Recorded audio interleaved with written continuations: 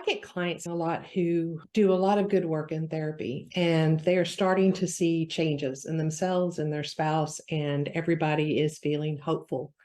And then invariably, and almost predictably, really, something happens that puts them right back in that place of pain or disappointment and hopelessness that brought them to therapy to begin with. And I will hear them say things to me like, the change is never going to last, or this isn't working, when just maybe a week or two ago, they were feeling very hopeful. So what's happening? I think it's because change does not happen in a graph charted way of, straight up here. That's not how change happens. The best way I know to explain change is from a poem I read a long time ago by somebody named Portia Nelson, and it's called The Hole in the Sidewalk. And it goes something like this.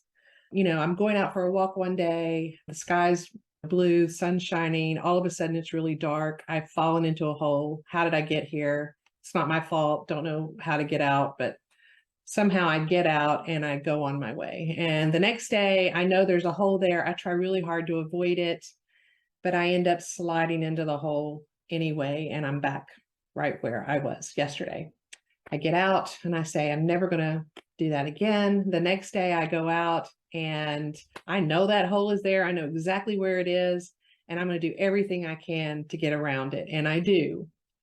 But the next day I go and I take a different sidewalk.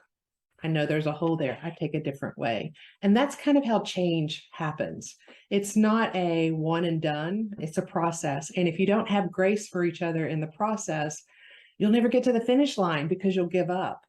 Especially hard change, guys, like changing the way you react to things or changing the way that you hear or don't hear your partner is going to take time and practice. And so if you're seeing improvement, if you're seeing your spouse making strides and you end up back where you thought you were, don't get discouraged.